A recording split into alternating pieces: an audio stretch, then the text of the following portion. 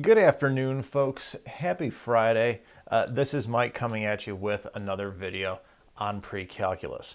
In the previous video, I gave you a quick overview of some more trig formulas. A couple of them fairly useful. The majority of them, to be honest, not ones that we really see being used that much in higher level math courses.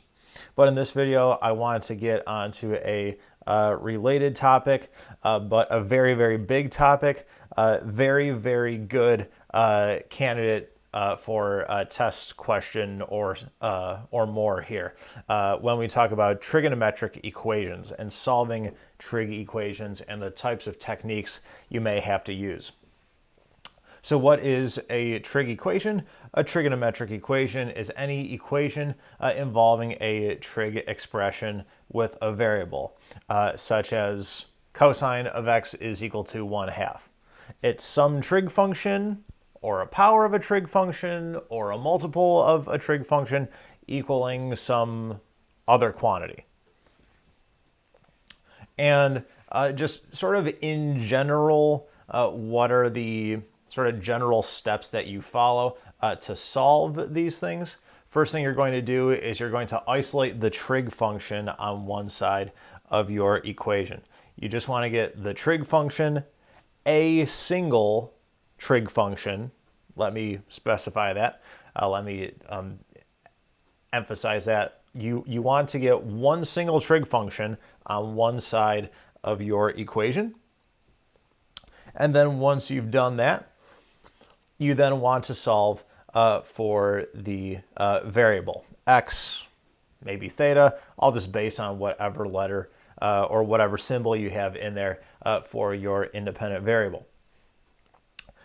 Note that there are multiple solutions to these equations because there's an infinite number of values of x that will give us the same value. Now, the way we sort of deal with that, and so you don't have to write an infinite number of answers, is typically we will say write all answers between 0 and 2 pi. Say greater than or equal to 0 and strictly less than 2 pi. So that way we don't have to write every single possible answer. There may just be a couple or say a few answers that we would have to write. But let's take a look at least a first sample here to see how we would solve problems like these. So here, first one, 3 times the sine of x minus 2 equals 5 times the sine of x minus 1. I want to get all the trig functions onto one side, all the constants onto the other. So I'm going to subtract the 3 times the sine of x from both sides, and then I'm going to add 1 onto both sides. When I do that, that gives me 2 times the sine of x is equal to minus 1. And if I divide both sides by 2, that gives me sine of x is equal to a negative 1/2. So now comes the part where we actually have to solve for that variable. We have to solve for that x value. So now we're thinking between say 0 and 2 pi, what angles would I substitute into the sine function to get minus 1/2 out? And it's really important to keep in mind reference angles and sort of the symmetry of the values of our trig functions here. All that stuff going back to chapter 5, all that stuff is going to come back up in this section, and we're going to have to use all that information. So if you're wondering why I put so much focus and so much emphasis on knowing reference angles, that's exactly why. So we want to find the x values that make sine of x equal to negative 1/2. Okay, well, first let's just think about this for a second. Just first of all, in which quadrants is the sine function negative? That would be quadrants 3 and 4. So we know that we're looking for answers in at least one, if not both, of these quadrants. And if we think about the angle in quadrant 1, that when we plug it into the sine function, we get positive 1/2, then that means if we can come up with the angles in quadrants 3 and or 4 who have reference angle, this angle in quadrant 1, then those are the answers that we are actually looking for. So if we think about our chart of values for these trig functions, if you think of sine, if you go 30, 45, 60, the values go 1/2, radical 2 over 2, and radical 3 over 2. So that first angle, 30, or pi over 6, sine of pi over 6 is equal to 1/2.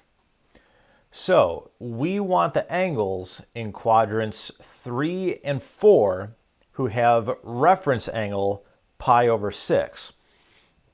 And those angles that have reference angle pi over 6, when we take each of those angles and plug them into our sine function, we'll get a negative 1/2. And that's what we want. So if you think, what's the angle in quadrant 2 that has reference angle, what's the angle in quadrant 3 who has a reference angle pi over 6 or 30? Well, that would be 210 or 7 pi over 6. And the angle in quadrant 4 that has reference angle 30 would be 330 or 11 pi over 6. So these two angles, 7 pi over 6 and 11 pi over 6, if I take each of these angles and substitute them into the sine function, I will get a negative 1/2 out. So these are the only two answers that lie between 0 and 2 pi. So if our question said all x values in this interval here, then our two solutions would be these two guys right here, 7 pi over 6 and 11 pi over 6. In general, all solutions would be of either one of these two forms. 7 pi over 6 plus some whole number multiple of 2 pi, and then also 11 pi over 6 plus some whole number multiple of 2 pi.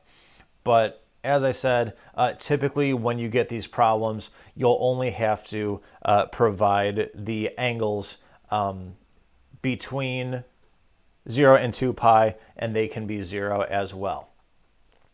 Also, very important, answers for these guys are always in radians form, not in degree form, always in radian form. But the hard part here is not so much getting the trig function all by itself on one side. The hard part is coming up with the angle x that is the angle or angles x that will make your trig function equal to the value that you are looking for. So let's do another sample here. I have 5 times the square root of 3 times the tangent of x minus 1 equals 4 times the square root of 3 times the tangent of x. Okay, once again, I want to get my trig function onto one side, any constants onto the other. I'm going to choose to subtract this 5 times the square root of 3 times the tangent of x from both sides. So that's going to give me negative 1 equals, if I have 4 radical 3's and I subtract 5 radical 3's from it, that's going to give me negative 1 radical 3, or minus the square root of 3 times the tangent of x. All right, divide both sides by the negative square root of 3.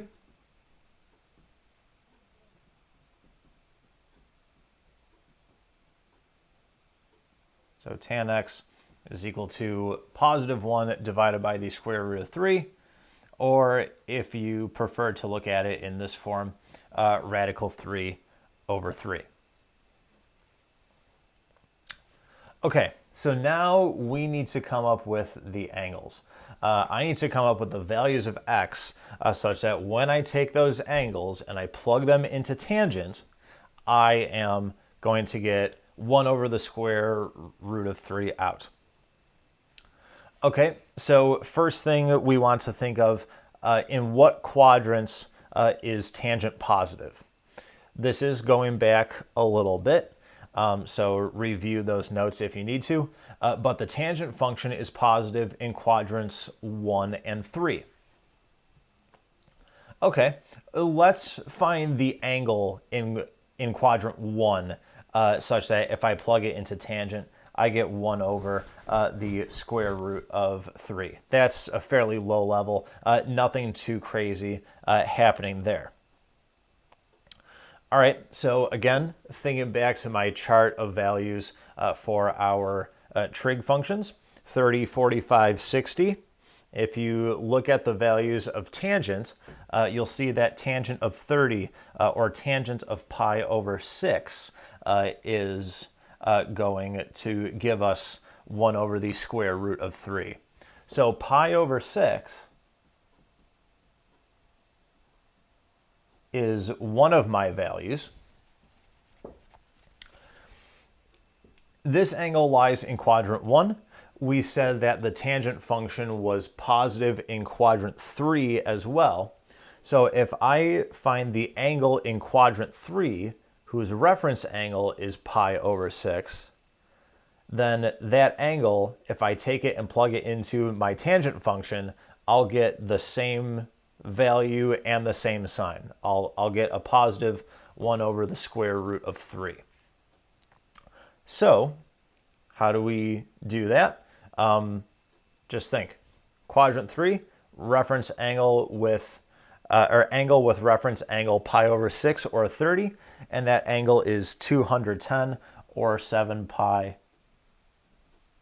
over 6. Looks a bit familiar. We saw that from our previous class. From several of our previous classes, and then from our previous practice problem as well. So these are the answers we would get. Again, we're going to assume that we only want answers greater than or equal to 0 and strictly less than 2 pi. So these are just a couple basic, really kind of low-level trig equation sample problems here. Nothing too crazy happening there. All right, let's ramp it up a little bit. What if we don't have just x, but what if we have some constant times x being plugged into our trig function here? Like in this case, the tangent of 3x or the cosine of 2x. How do we solve for that? Well, what I would suggest you do in a situation like this, and we're going to solve this guy on a separate piece of paper here. If I have the tangent of 3x equals 1, what I would suggest you do is have your 3x here be substituted in for some other Greek letter that we typically use involved with angles, like theta. So I'm going to say let theta equal 3x. Then what my equation becomes is let tangent equal, let tan of theta equal 1. So this looks a bit friendlier. Perhaps seeing the 3 multiplied by the x kind of throws you off. We're going to bring that back into it very shortly, but at least just looking at tangent of theta equals 1, that just looks nicer. It looks friendlier. This is something we can work with. Okay, so again, tangent is positive here. Tangent is positive in quadrants 1 and 3. we need, starting off, the angle in quadrant 1 such that if we plug it into tangent, we get 1 out. If you think back through your chart of values of your trig functions, you would find that theta is equal to pi over 4.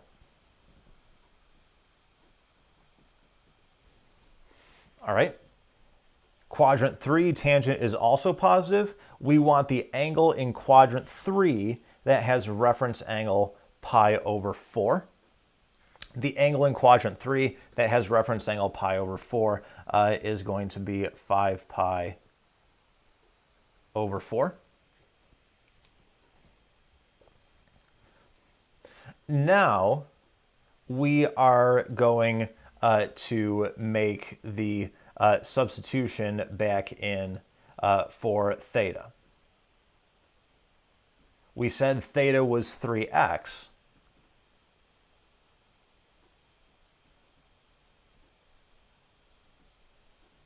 So let's make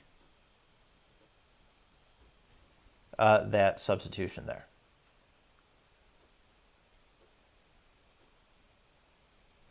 I'm jumping ahead of myself. So we have 3x is equal to pi over 4, and 3x is equal to 5 pi over 4. So now it's really straightforward to solve for x. Just take each of these guys and divide them by 3. Move this up a bit here so we can see. So we have x is equal to pi over 12, and x is equal to 5 pi over 12. Now, some of you may stop there and think, okay, that's it, there's only 2 answers. Not quite. Unfortunately, there's more answers. And maybe some of you got the vibe when you saw that I was leaving a whole bunch of room in here to write more stuff. There are going to be more answers which are valid.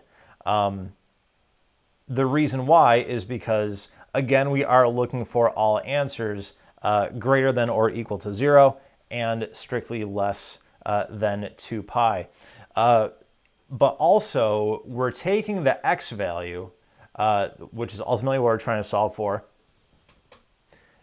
and we multiplied it by 3. So when we multiply it by 3 given to us in the problem, we then are dividing by 3 when we solve it, and this is going to create significantly many more angles that we can have. So what I have to do all the way back here, right when we first came up with these angles of pi over 4 and 5 pi over 4, I need to think of some more angles that are coterminal to these guys. And when I think of these coterminal angles, I'm then going to start to divide each of them by 3. And what we're going to find is that we're going to get significantly more answers that fall within this interval right here. And then we're going to only keep the ones that are greater than or equal to 0 and strictly less than 2 pi. So let's start figuring out some angles that are coterminal to pi over 4. And we only want positive angles here. So let's just start adding 2 pi onto these things. So if I add 2 pi onto pi over 4, I'm going to get 9 pi over 4. If I add another 2 pi, I'm going to get 17 pi over 4. Add another 2 pi, 25 pi over 4. And heck, let's just try one more, 33 pi over 4. So that's what these thetas are here, and thus these things are also equal to 3x, because we said that theta was equal to 3x.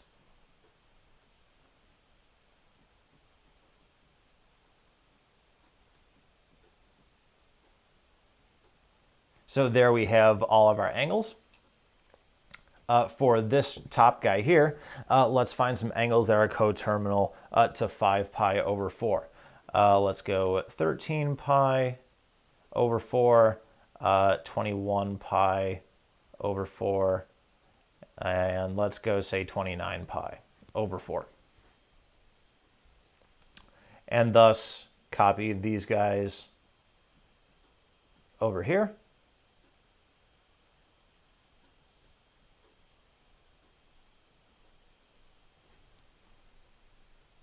So now I'm going to take each of these angles that I added in here, and I'm going to divide each of these guys by 3.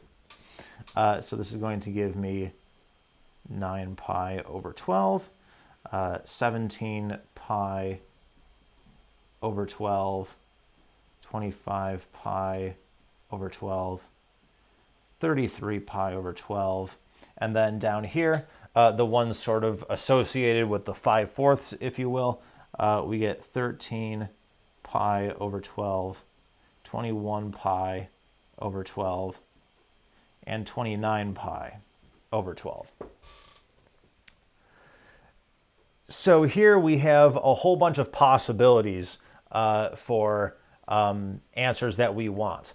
All these values, if you substitute them in to this equation right here, they will all make that particular equation true. But the thing is, we only want the solutions that are less than 2 pi.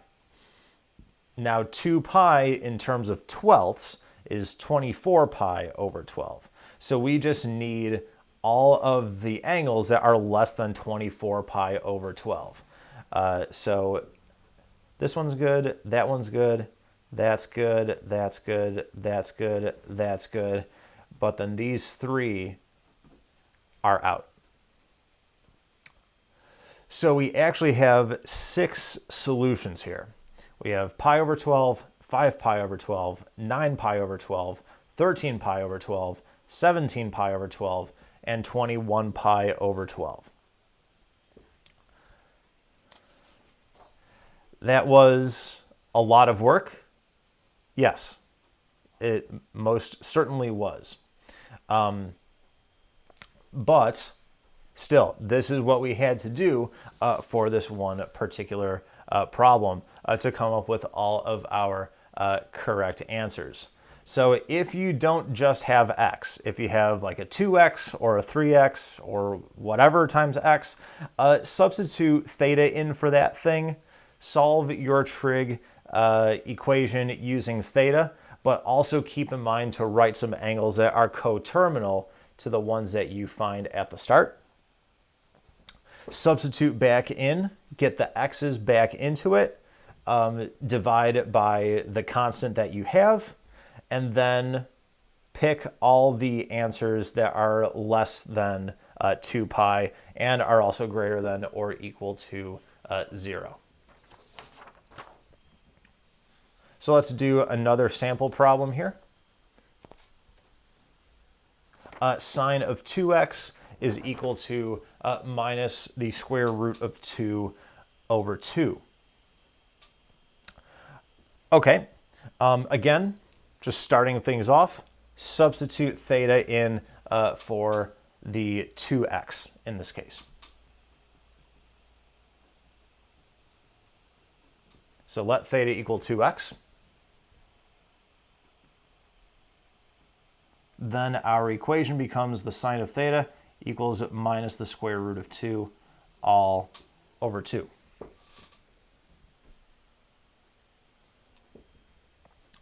Okay, let's solve this trig equation. What angles do we have to plug into the sine function to get minus radical 2 over 2 out? Okay, well, first thing is, in which quadrants is the sine function negative? That would be quadrants 3 and 4. So thinking of quadrant 1 for now, what angle would we plug into sine theta where our angle lies in quadrant 1 to get positive radical 2 over 2 out? that would be 45, or pi over 4. So what angles, one in quadrant 3, one in quadrant 4, what are the angles that have reference angle pi over 4 and lie in each of those quadrants? Well, that would be 5 pi over 4 and 7 pi over 4. 5 pi over 4 is in quadrant 3. Its reference angle is pi over 4. 7 pi over 4 lies in quadrant 4. Its reference angle is pi over 4. Okay, but as we said, let's start to list some angles that are coterminal to these guys. So I'm going to start adding 2 pi's onto it. 13 pi over 4, 21 pi over 4, and we'll go one more here, say 29 pi over 4. And then for 7 pi over 4, I'll go 15 pi over 4, 23 pi over 4, and heck, go one more, 31 pi over 4. It doesn't matter if you write too many, because in the end you're just going to find out that, oh, we just don't need these guys. So yes, it's a little bit more work, but still better to err on the side of too much than not enough, because then you would be missing answers. Now make the substitution back in. 2x is equal to 5 pi over 4, 13 pi over 4, 21 pi over 4, and 29 pi over 4. And similarly for the 7 pi over 4 angle.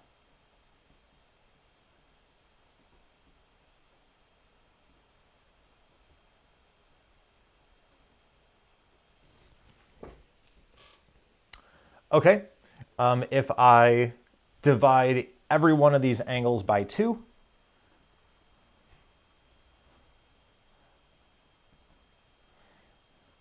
and I'm going to get 5 pi over 8, 13 pi over 8, 21 pi over 8, 29 pi over 8, and then the other 4 gives us 7 pi over 8, 15 pi over 8, 23 pi over 8, and 31 pi over 8.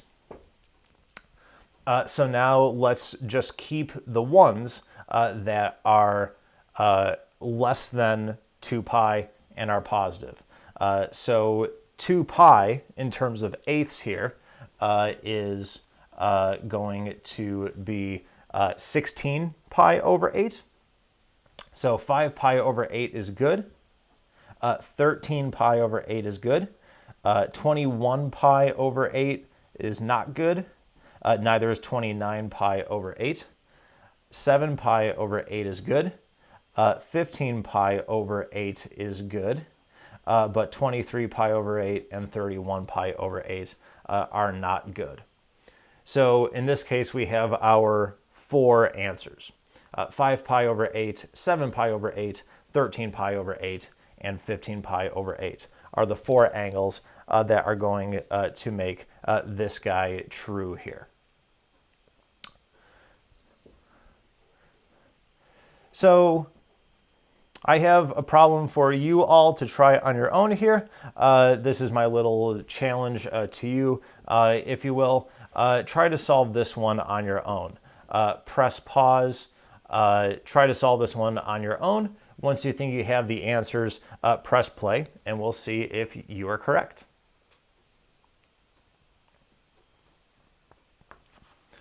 Okay, so let's see if you came up with the correct answers in the end. If you isolate the trig function all by itself on one side, you get the cosine of 4x is equal to the positive square root of 3 over 2. Make the substitution theta equals 4x. So now you're just solving cosine of theta is equal to radical 3 over 2. The cosine function is positive in quadrants 1 and 4.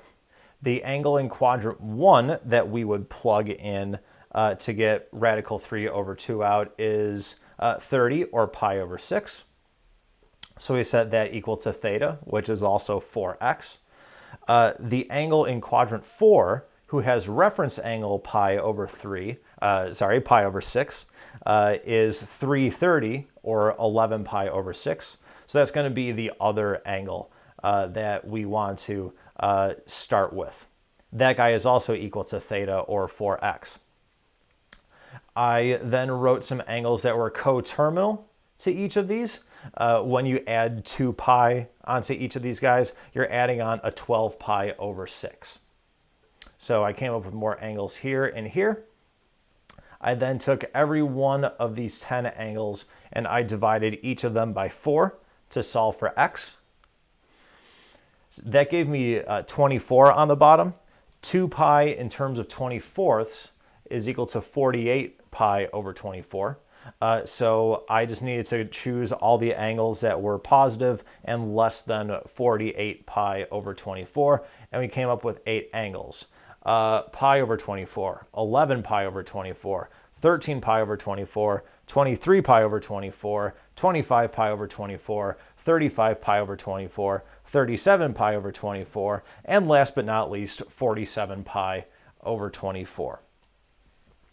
Guys, this is about as nasty as a problem you will see from me. Not really going to go harder than that. Anything beyond this is just really time-consuming, really tedious, not the main goal here.